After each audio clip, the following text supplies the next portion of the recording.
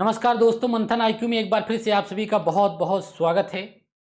दोस्तों, social media पर एक वर्ड आजकल बड़ा ट्रेंड कर रहा है और वो है एब्रोसेक्सुअलिटी।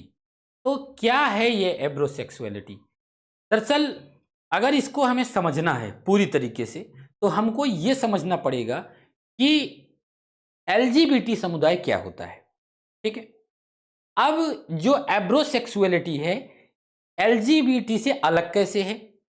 एलजीबीटी समुदाय तो अपने लैंगिक पहचान की मांग करते ही रहते हैं, लेकिन एक नए तरह की लैंगिक पहचान की अब बात की जा रही है और ये बड़ा ट्रेंड कर रहा है पूरे वर्ल्ड में। तो इसकी बारीकियों को थोड़ा सा हम लोग समझते हैं। हो सकता है कि आपकी परीक्षा के पॉइंट ऑफ व्यू से कहीं ये काम आ जाए। ठीक है, तो समझते हैं कि ये क्या है एब्रोसेक्सुअलिटी। देखिए, तो इसको समझने के लिए कुछ बातों पर हम लोग गौर करेंगे कि सबसे पहले तो हम ये देखेंगे कि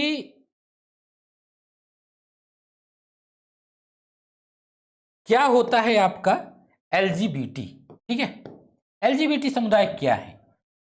एल जी बी टी।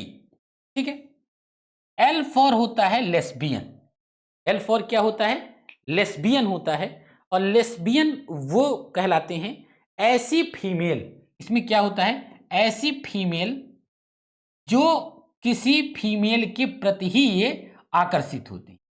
ठीक है, तो मेल फीमेल ऐसी हो जो सेक्सुअली अट्रैक्ट हो किसी फीमेल के प्रति, उसको कह देते हैं हम कि ये लेस्बियन है।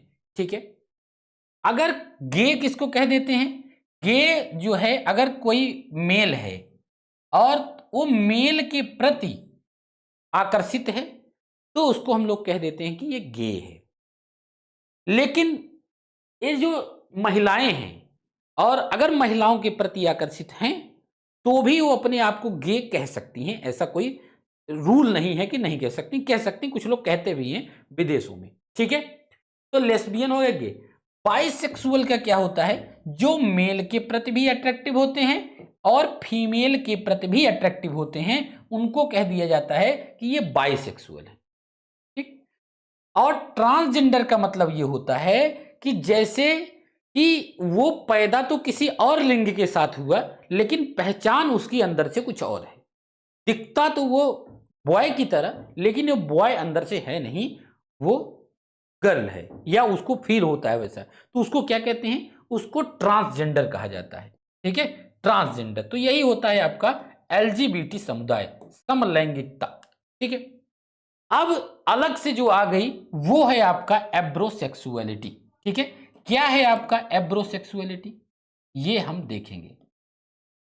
एब्रोसेक्सुअलिटी का मतलब ये है कि एक ही पुरुष हो या फिर एक ही महिला हो, अगले पल, जैसे अभी कह लीजिए कि अभी 9 बज रहा है सुबह के, 9 AM हो रहे हैं सुबह के, और ये किसी, और ये क्या है? ये फीमेल है। ठीक है, अब ये फीमेल सुबह 9 बजे किसी मेल के प्रति आकर्षित हो जाती है, यानी कि इसका ये लगता है कि मैं मेल को देख करके उसके अंदर वो फीलिंग्स आती है। लेकिन अगले ही पल, हो सकता है कि 10 बजे, हो सकता है कि 1 बजे दोपहर में, हो सकता है रात में या नेक्स्ट डे, तो ये फीमेल के प्रति भी इसको वो फीलिंग आने लगती है। मतलब ये समझ नहीं पा रही है कि हम मेल के प्रति आकर्षित हैं या फीमेल, दोनों के प्रति सहज भाव से उतना ही आकर्षण जितना कि, अब देखिए बाइसेक्सुअल एक अलग चीज हो गया। बाइसेक्सुअल तो ये हमेशा अट्रैक्टिव रहती हैं मेल के प्रति और फीमेल के प्रति, दोनों को। लेकिन ये जो एब्रोसेक्सुअल है, एब्रोसेक्सुअल जो हैं ये एक पल किसी अन्य लिंग के प्रति आकर्षित हैं और अगले ही पल ये किसी दूसरे लिंग के प्रति आकर्षित हो सकते हैं। तो ये एक समुदाय उभर करके आया है और ये समुदाय अब अपनी अलग लैंगिक पहचान की बात कर रहा है।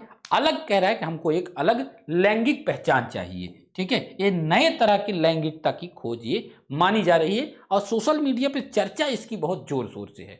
तो बहुत सारे लोग ये नहीं समझ पा रहे थे कि एलजीबीटी जो समुदाय है इससे और एब्रोसेक्सुअलिटी में क्या डिफरेंस है।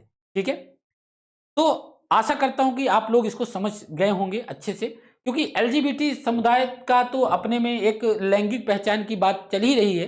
बहुत सारे देशों में इसको मान्यता भी मिली है लेकिन कुछ देशों में इसको बाध्य मतलब नहीं, इसको अलाउ नहीं किया जाता है कुछ देशों में। तो अच्छा चलो आपको मैं एक होमवर्क देता हूं, एलजीबीटी समुदाय में से कोई ऐसा देश बताओ जो समलैंगिकता को वैधानिक रूप एक बिल पास किया है। कोई ऐसा देश है? आप लोग मुझे कमेंट करके इसको जरूर अपने उत्तर को कमेंट बॉक्स में दीजिएगा। ठीक है, okay, thank you very much.